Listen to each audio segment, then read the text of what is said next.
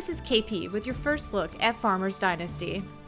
In this game, you will live, build, and farm. Farmers Dynasty is a mixture of survival, simulation, and a bit of Sims thrown in.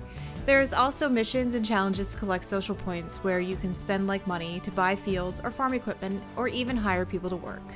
When you enter the game, you meet Oliver. He apparently has been taking care of the farm since your grandfather passed away. He shows you around the farm, which needs some tender love and care, but you explain you don't have any farming experience. But Oliver says not to worry because people around the neighborhood will help you out. After the tour around the farm, your one objective is to fix it up. But there is a bit of a learning curve in this game. Pulling up your inventory will display how you can repair, put down a scaffold, and even rebuild. When you complete pieces around the farm, you get social points. So let's break down how this works. Apparently, you're supposed to use your engineer sense, which I guess is a lot like Spidey sense, maybe? And it highlights areas in red that need to be fixed. Then you walk up to each piece and left click on your mouse, which triggers the repair animation, but you have to wait for it to finish before you can move on. For what feels like several hours had passed, I repaired, built, and fixed up the farm. Now there are also missions. I did a few of them. Fixing up Oliver's barn helped me gain a tractor. After I got the tractor, I went over to Clara's farm where she needed help plowing, which took me a while to figure out how to hitch the plow to the tractor. Then it was around the land I went plowing and then cultivating it. You can tell I'm not very good at this at all. But once that was complete, I gained the plow to use for my own farm.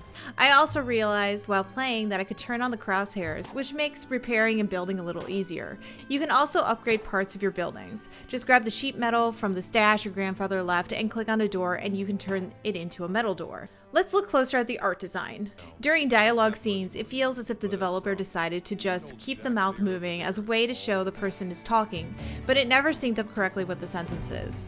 As for the characters, their movements were very doll-like, and reminded me of Woody from Toy Story, where you could see sewn in parts where their joints would be.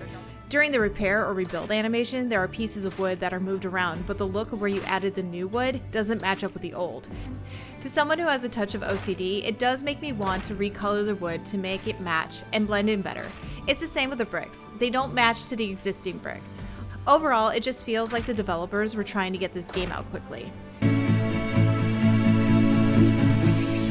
The music in the game is upbeat and fun to listen to, but after a while, I can understand how it could start coming off as annoying. As for the characters and their tracks, they needed some help. Oliver. I appreciate your help. So this is my heritage?